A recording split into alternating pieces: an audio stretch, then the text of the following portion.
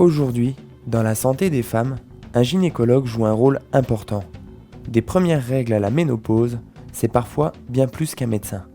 Alors effectivement, on dit souvent le gynéco, vous avez raison, d'employer cette formule. Je pense que c'est un rôle important parce qu'on est sur le terrain et qu'on voit les femmes à tous les âges de leur vie finalement. Donc, on peut même voir des enfants, c'est pas interdit pour un gynécologue femme de voir des enfants qui sont habituellement vus par les pédiatres jusqu'à 15 ans, mais pour ce qui concerne leurs problèmes gynécologiques, ils aiment bien venir voir un gynécologue femme. On a l'impression qu'on est beaucoup plus averti, donc on voit tous les âges de la femme et c'est donc très intéressant de voir cette évolution, la petite fille, la jeune fille qui grandit, qui découvre les règles, la contraception, la vie sexuelle, etc. La femme adulte qui fait son premier enfant. Donc c'est tout un cheminement, puisque moi je suis déjà assez âgée, donc je vois des fois des jeunes filles que j'ai mises au monde et que je vois après l'adolescence, donc c'est très, très sympa, plus accompagnées par leur maman ou pas, et puis après elles font leur premier enfant, donc j'ai eu l'occasion de suivre les grossesses de ces jeunes filles-là que j'avais mises au monde, c'est très très intéressant dans une vie de médecin.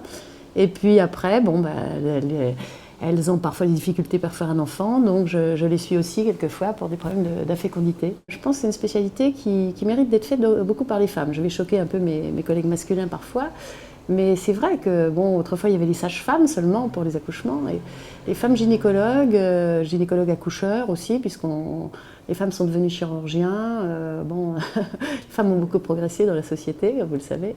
Donc je pense que c'est vraiment une spécialité, pas que pour les femmes, bien sûr, les hommes font ça très bien aussi, mais c'est bien adapté, on va dire, dans la vie de la femme. C'est quand même, on regarde les organes sexuels, tout ça, on les étudie, donc ça touche la pudeur, ça touche pas mal de choses, donc ça a changé. Autrefois, c'était un petit peu, je dirais, un petit peu brut, quelque part.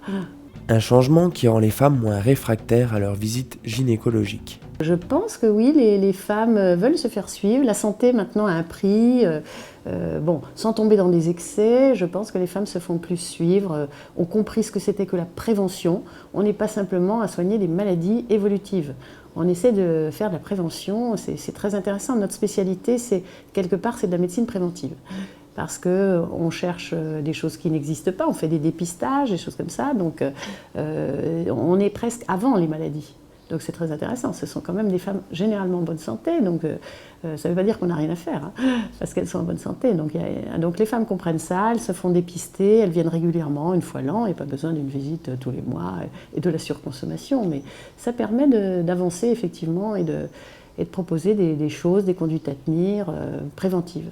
Ça, c'est bien aussi. Je crois qu'on ne se rend pas compte à quel point, dans notre pays en particulier, on a de la chance d'avoir des suivis tout à fait remarquables, avec des gens compétents qui ont fait des études, et puis un matériel formidable, la sécurité sociale. Enfin, moi, je trouve ça formidable par rapport à d'autres pays. Voilà. Bien plus que de simples consultations, une réelle relation de confiance s'installe entre le médecin et sa patiente. Mais c'est vrai que nous, notre spécialité conduit à certaines confidences, par exemple certaines confidences sexuelles, mais vous savez que c'est le rôle du médecin.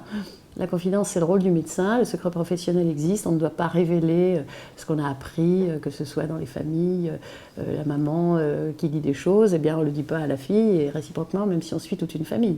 Oui, moi je pense que ce que vous voulez dire, c'est une spécialité, la gynécologie obstétrique, qui est essentiellement un métier de femme pour les femmes, mais on voit des hommes quand même. Dans la fécondité conjugale, il faut bien qu'il y ait un monsieur, donc on voit le monsieur. Souvent les messieurs accompagnent leurs femmes, donc ça permet de voir le couple, etc. Mais il ne faut pas penser qu'il y a spécialement des confidences pendant des heures, etc. Non, pas forcément. Mais c'est vrai que ça s'y prête particulièrement pour certaines questions en particulier. Et je pense que c'est une spécialité qui incite bien à la confiance et à la relation médecin-malade, à mon avis. Surtout sur le terrain du libéral. Vous voyez, quand on n'est plus à l'hôpital, comme moi, il y a peut-être encore plus cette confiance. Une relation de confiance importante lors d'une première visite gynécologique. Moi j'ai beaucoup justement de jeunes filles comme ça qui viennent à leur première visite de contraception. C'est tout à fait étonnant. Donc c'est des jeunes filles de tous âges qui n'ont généralement pas encore eu de rapport, ou parfois elles en ont eu quelques-uns. Et parfois, elles sont accompagnées par leur maman. Donc c'est une visite tout à fait extraordinaire, parce qu'on est, on va dire, sur une jeune plante qui ne sait pas tout, qui se pose des questions, donc un peu comme vous tous, les garçons, mais les jeunes garçons, on ne les voit pas. Hein, ils ne sont pas souvent conseillés, sauf par leur maman, etc. Donc on a un peu un rôle de maman, tout en étant un rôle de médecin, c'est-à-dire celui qui est supposé connaître, donc c'est important, celui qui est supposé connaître, on lui demande beaucoup de choses. Donc cette jeune fille, elle veut savoir ce que c'est que la contraception, et notre but derrière, c'est de ne pas brusquer, effectivement, mais d'essayer de faire de la prévention pour éviter les fameuses IVG qui sont encore trop fréquentes en France, on le sait, alors qu'on a théoriquement tous les moyens, vous voyez ce que j'ai sur mon bureau, des pilules, pour montrer ce que c'est, tous les moyens d'éviter l'accident. Donc pour avoir une efficacité, c'est toujours le travail sur la confiance. Si la jeune fille a confiance, elle pose ses questions et on va lui donner des réponses justes, le plus juste possible. Et du coup, elle va sentir que c'est comme ça qu'il faut qu'elle mène sa vie. C'est comme la conduite automobile, il ne faut pas faire n'importe quoi. Donc lui expliquer que les infections, ça existe, comment se prévenir ces infections, essayer de se prémunir. Voilà, donc il faut le faire avec un peu d'humour. Moi, je dis souvent, c'est pas écrit la poste ici pour parler des infections, parce que c'est vrai qu'un jeune homme peut en avoir une et ça se voit pas. Bon, enfin, c'est pour essayer de dédramatiser. Je crois qu'avant tout, notre rôle sur le terrain, si on a de l'expérience, c'est d'essayer de montrer que c'est pas si difficile que ça. Une réaction ? Un témoignage ? Commentez ce reportage sur dijonsanté.fr.